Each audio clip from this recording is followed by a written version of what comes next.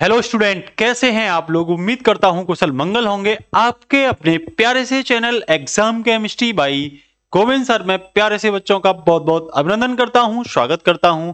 लाया हूं आपके लिए हिंदी की सेकंड क्लास, एकदम शानदार होने वाली है। क्योंकि जिन बच्चों को दिक्कत रहती है, गद्यांश नहीं आ रहे, पद्यांश नहीं आ रहे, मतलब कैसे इन तरह की व्याख्या करें, किस तरीके से इसके प्रति अपना नजरिया डेवलप करें, ठीक है ना। मतलब हमारा दृष्टिकोण इनको लेकर के अभी ठीक नहीं है, डर लगता है हिंदी को लेकर के।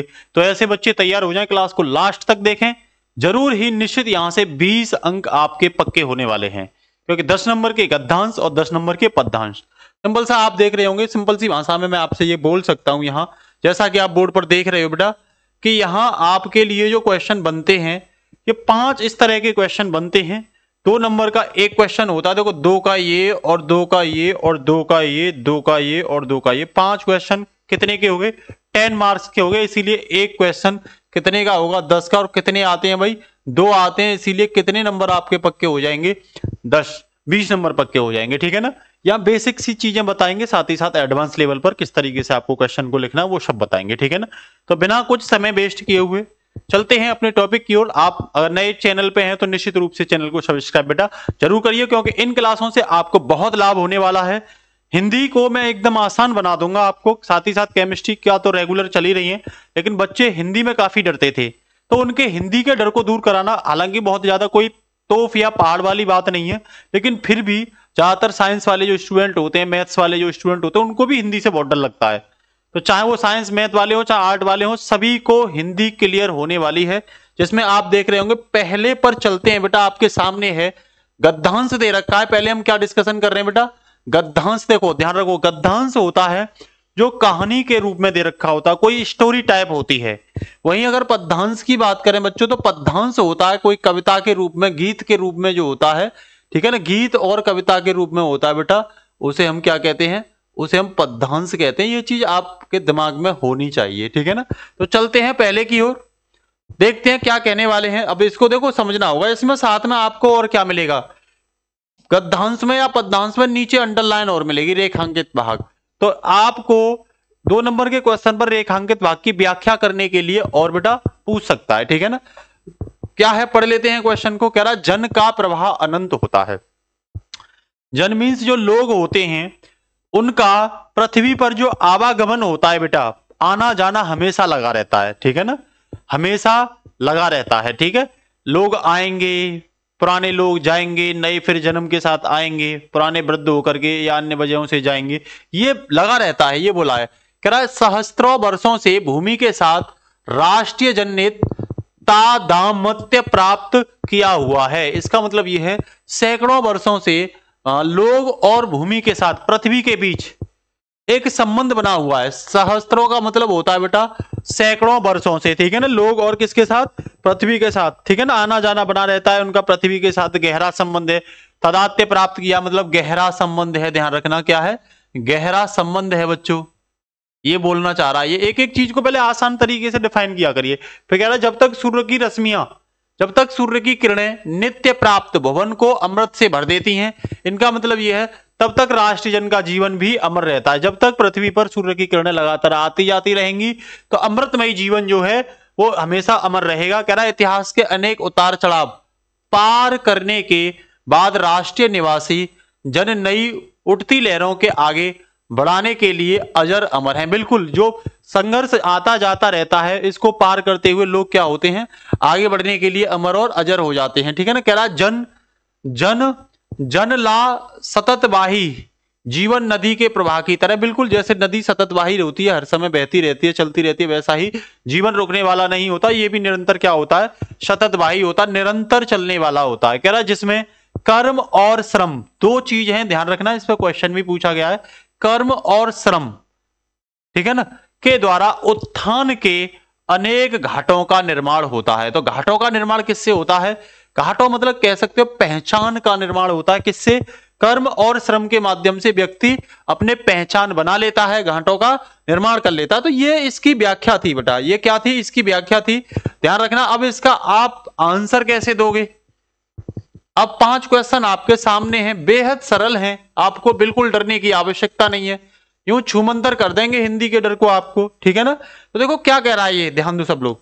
पहला कह रहा है बच्चों जन प्रवाह किस तरह का होता है, जन प्रवाह, और पूछा क्वेश्चन ये किस तरह का होता है। तो साफ तौर पर आपको दे रखा है जन प्रवाह जो होता है वो क्या होता है बेटा, अनंत होता है। जन प्रवाह क्या होता है, अनंत होता है, ठीक है ना। तो आप लिखोगे लोगों का आवागमन अनंत होता है, ठीक है ना। तो आप लिख लोगे लोगों का पृथ्वी पर आवागमन, पृथ्वी पर आना जाना, आना जाना अनंत होता है। क्या होता है, अनंत होता है।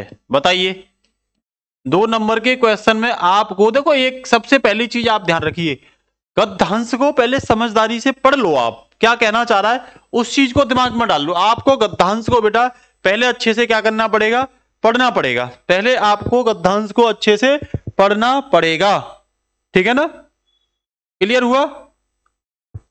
अब आपसे पूछा है पाठ का शीर्षक, लेखक का नाम बताइए। शीर्षक क्या है और लेखक क्या है। मेरा कहने का मतलब आपसे पूछेगा कि भाई इसे किसने लिखा है और ये किस चैप्टर से लिया गया है। तो देखो राष्ट्र शब्द आ गया, आप यही से पहचान लो, पहले भी मैंने आपसे बताई थी। तो ध्यान रखना ये जो आपसे पूछा गया है क्वेश्चन, तो ये वासुदेव सरल अग्रवाल द्वारा राष्ट्र का स्वरूप, ठीक है ना। शीर्षक पूछे, देखो 2 चीज पूछी है, ये पहले भी मैंने आपसे बताया है। शीर्षक बच्चों आपसे पूछता है, राष्ट्र शब्द आ गया तो ये राष्ट्र का स्वरूप, इस चैप्टर का नाम है राष्ट्र का स्वरूप। और लेखक का नाम है, अगर आपसे लेखक पूछे बच्चों तो लेखक का नाम है वासुदेव सरल अग्रवाल, वासुदेव सरल अग्रवाल। बताइए 4 नंबर आपके यहां पक्के हो गए, कुछ भी नहीं करना पड़ा आपको, ठीक है ना। फिर क्या कह रहा है, रेखांकित भाग की व्याख्या कीजिए। जन का प्रवाह अनंत होता है। तो कह रहा है जब लोगों का पृथ्वी पर आना जाना अनंत समय तक बना रहता है तो सैकड़ों वर्षों से लोग और पृथ्वी के बीच क्या होता है, गहरा संबंध होता है। आपको यही लिखना पड़ेगा भाई, जब लोगों का पृथ्वी पर आना जाना बना रहता है तो सैकड़ों वर्षों से लोग जो है, लोग और पृथ्वी के बीच क्या होता है, गहरा संबंध होता है। ये व्याख्या में लिखना है, ठीक है ना। क्या होता है, गहरा संबंध होता है। इतना आप क्या लिख देना, व्याख्या में लिख देना, ठीक है ना। फिर कह रहा है सूर्य की रश्मियों का क्या प्रभाव पड़ता है। तो देखो ये लिख रखा है, जब तक सूर्य की रश्मियां नित्य प्राप्त कल भवन को अमृत से भर देती हैं, अब ये देखा, तब तक राष्ट्रीय जन का जीवन क्या रहता है, अमर रहता है। क्या रहता है बेटा, अमर रहता है। तो आप साफ तौर पे लिखोगे कि भाई सूर्य की जो रश्मियां हैं उनका प्रभाव जीवन, राष्ट्र के जन का जीवन अमर रहता है। ध्यान रखना, राष्ट्रीय जन का जीवन क्या रहता है, अमर रहता है। यही बोला है, राष्ट्रीय जन का जीवन अमर रहता है। तो आप लिखोगे जब तक सूर्य की किरणें रहती हैं, जब तक सूर्य की किरणें, सूर्य की किरणें रहती हैं, तब तक राष्ट्रीय जनजीवन, राष्ट्रीय जनजीवन अमर रहता है। जनजीवन, जनजीवन क्या रहता है, अमर रहता है। कितने क्वेश्चन डील कर लिया आपने, पहला क्वेश्चन कर लिया, दूसरा कर लिया, और देखो रेखांकित भाग की व्याख्या कर ली आपने, ठीक है ना। ये मैंने बता दिया, रेखांकित भाग में आपको ये लिखना है कि भाई पृथ्वी पर मनुष्य का हमेशा आना जाना बना रहता है अनंत समय के लिए, जिस कारण पृथ्वी और मनुष्य के बीच क्या हो जाता है, अनंत संबंध हो जाता है, ठीक है ना। इतना सा लिखना है, संबंध को लिखना या मत लिखना, लेकिन हमेशा पृथ्वी पर मनुष्य का आना जाना अनंत समय तक बना रहेगा, ये आप व्याख्या में लिख देना। दूसरा पूछा घाटों का निर्माण का आशय क्या है। घाटों का निर्माण मीन्स पहचान। तो पहचान किससे होगी, आप लिखोगे कर्म और श्रम के द्वारा, कर्म और श्रम के द्वारा उत्थान के, कर्म और श्रम के द्वारा उत्थान के अनेक घाटों का निर्माण होता है। बस इतना आपको लिखना है। क्या लिखना है बेटा, कर्म और, ठीक है ना, कर्म और श्रम द्वारा मनुष्य जो है अपने क्या कर देता है, पद चिन्ह छोड़ देता है। आप चाहो तो ऐसे लिख सकते हो, कैसे लिखोगे, कर्म और, ये लिख देना क्वेश्चन 5 का, कर्म और श्रम द्वारा, श्रम द्वारा मनुष्य अपनी पहचान व पद चिन्ह, अपनी पहचान व पद चिन्ह छोड़ देता है। जल्दी से जल्दी बताइए, पांचों के पांचों क्वेश्चन में कुछ था। यहां 10 नंबर आपके क्या हो गए बेटा, 10 मार्क्स क्लियर हो गए। आप वहां एग्जाम में फंसते, यहां फंसने की आवश्यकता नहीं है। सिंपल सा आपको बेटा ये लिखना है। बताइए जल्दी से सब लोग, एकदम क्लियर हुआ या नहीं हुआ, जल्दी से बोलिए। इसमें कुछ नहीं था, केवल आपको समझना था, ठीक है ना, केवल आपको समझना था, ठीक है। अब अगला क्वेश्चन देखिए। अगला बेटा पद्यांश है।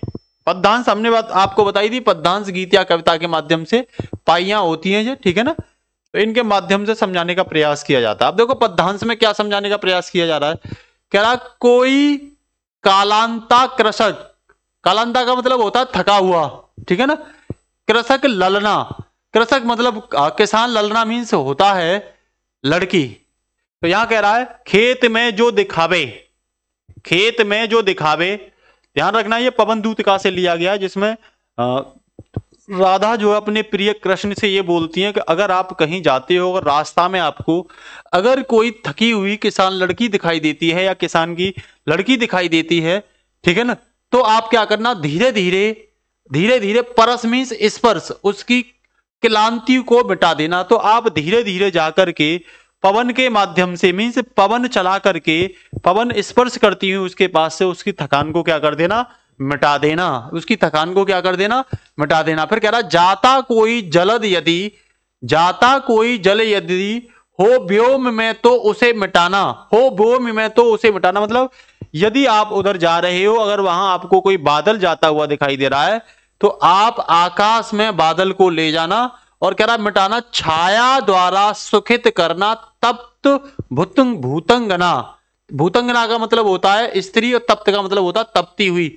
जो धूप से तपती हुई किसान बेटी बैठी हुई है, किसान लड़की है, उसे आप क्या करना, बादल को आकाश में ले जाना और उस पर छाया करके उसे सुख प्राप्त करा देना, सुख की अनुभूति करा देना। किसे, तपती हुई भूतांगना को, तपती हुई भूतांगना को। इसमें राधा किससे बात कर रही हैं, कृष्ण से बात कर रही हैं, पवन से, पवन के माध्यम से। कृष्ण को एक पवन के माध्यम से वो बताना चाह रही हैं, ठीक है ना। तो आप बताइए इसमें कुछ था, बशर्ते आपको थोड़ा सा समझने की जरूरत थी बेटा।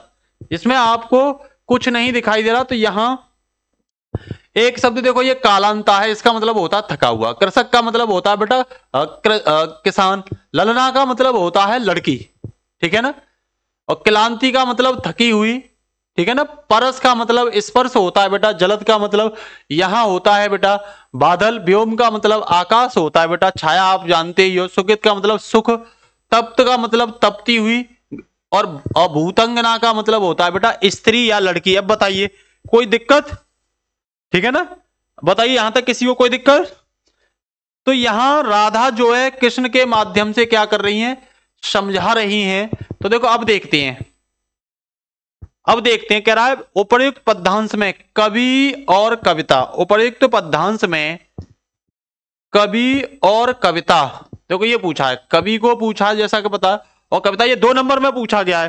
तो आप लोग बता दोगे अयोध्या सिंह उपाध्याय हरिओद, इसके जो लेखक हैं बेटा, लेखक अयोध्या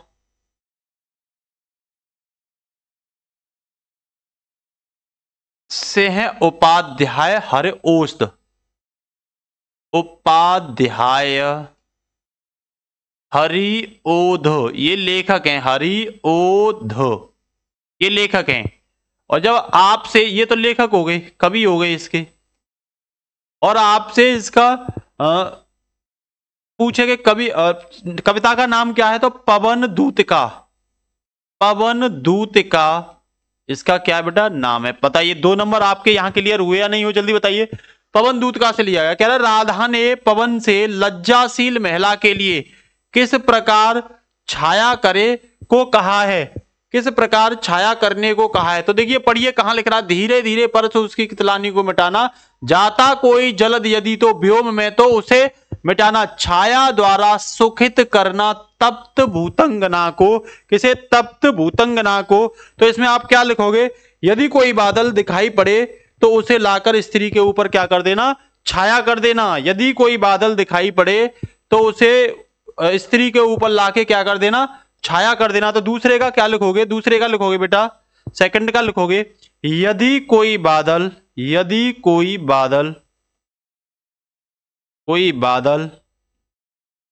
जाता दिखाई पड़े तो उसे आकाश से लाकर, ठीक है ना, लाकर तप्त भूतंगना, तपती लड़की स्त्री या लिख देना या लड़की, तपती लड़की के ऊपर छाया कर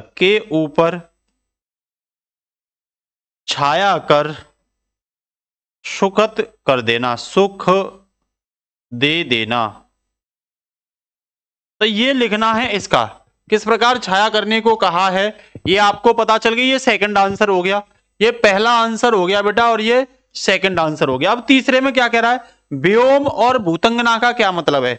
तो आपको पता है व्योम का मतलब क्या बताया था हमने? आकाश। क्या बताया था बेटा? आकाश, ठीक है ना, ये तीसरा नंबर है। और भूतंगना का अर्थ है आपको लिखना है स्त्री। स्त्री लिख दो, लड़की लिख दो, कुछ भी लिख दो। अब कह रहा है रेखांकित अंश की व्याख्या कीजिए, रेखांकित अंश की व्याख्या कीजिए। ये कह रहा तो रेखांकित अंश कौन सा है? कोई कालांता कृषक ललना खेत में जो दिखावे, धीरे धीरे परस उसकी क्लांतियों को मिटावे। धीरे धीरे परस मतलब स्पर्श उसकी क्लांतियों को मिटावे। तो यहां साफ बोला गया है। राधा ने किसको बोला है? पवन से। तो लिखोगे राधा पवन से कहती है, यदि तुम्हें रास्ते में कोई थकी हुई, यदि तुम्हें रास्ते में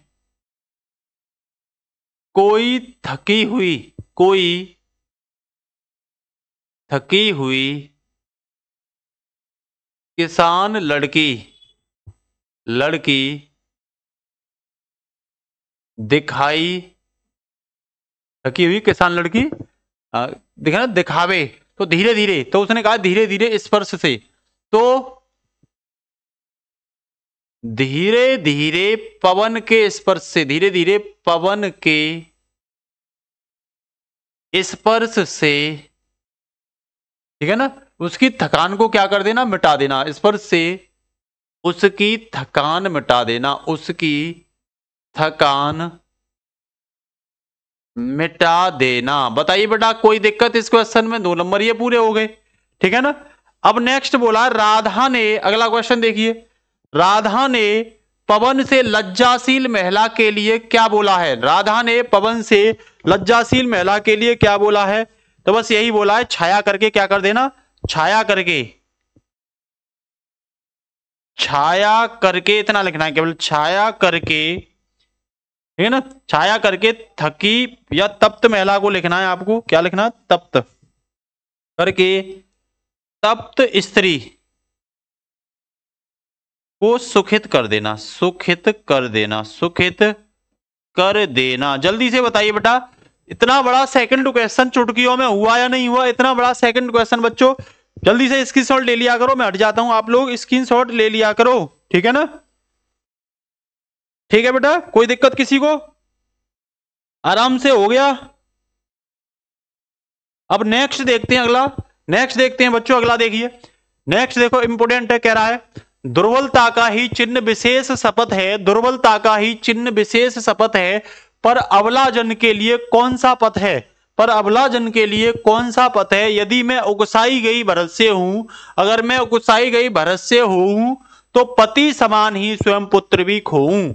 अगर मैं उकसाई हुई भरत से हूं तो पति समान भी स्वयं पुत्र को खोऊं। इसका मतलब यह है, कैकई जो है, ये किसके बारे में बात की गई है? कैकई के बारे में बात की गई है, ठीक है ना। कैकई के बारे में, कैकई एक अपना मतलब कमजोर महसूस करते हुए कसम खाती हैं, कह रहा है ना, दुर्बलता विशेष की शपथ खाती हैं। शपथ का मतलब कसम खाती हैं केकई क्या खाती है बेटा? शपथ खाती है। आपने अगर कहानी सुनी हो तो उसमें बताया भी गया है, कहा है कि जब कोई कसम खाता है तो उससे उसकी कमजोरी का पता चलता है। मान लो कोई कसम खा रहा बार बार तो उसकी कमजोरी स्पष्ट होती है। लेकिन यहाँ ये कहा गया है केकई के संदर्भ में कि भाई कोई दुर्बल या दुर्बला या अबला जन जो स्त्री होती है उसके लिए और कोई रास्ता भी तो नहीं है अपनी सच्चाई को दिखाने का। फिर कह रहा अगर आप ये मान के चलते हो कि मुझे भरत ने इन सब के लिए उकसाया है, जो राम लक्ष्मण और सीता इस चीज के लिए, ठीक है ना, उकसाया गया है, तो उस समय जो दशरथ चले गए थे प्राण छोड़ करके, वैसे ही पुत्र की मैं क्या कर दूं, पुत्र को भी खो दूं। ये केकई ने बोला है कि भाई मैं अगर कसम खाती हूं, मैं कसम खाती हूं, मेरे पास कसम के अलावा और कोई साधन भी नहीं है, मेरे पास और कोई पथ भी नहीं है, रास्ता भी नहीं है। अगर आपको ऐसा लगता है कि इस बात के लिए मुझे किसने उकसाया है, भरत ने उकसाया है, तो जैसे मैंने पति को खोया है दशरथ को, वैसे ही मैं पुत्र को भी क्या कर दूं, खो। इस चीज को कौन कह रही है? केकई कह रही है। ठीक है ना, तो चीजें समझ में आ गई होंगी आपको, ठीक है ना, चीजें समझ में। अब कह रहा है उपर्युक्त पद्यांश कवि और लेख कविता का नाम करिए। तो आपको यह पता है कि भाई ये महाभारत में जो चीजें रही हैं वहां से लिया गया है, ठीक है ना। तो इसमें लेखक को पूछा है, किसको पूछा? लेखक को, कवि को। तो मैथिली सरलगुप्त किसने लिखी है? ये मैथिली सरलगुप्त, ठीक है बेटा। और ये केकई का अनुताप से है, केकई का अनुताप। इतना तो लिखोगे पहले में, बताओ इतना काम कर लोगे? केकई का अनुताप, जल्दी बोलिए, कर लोगे ना।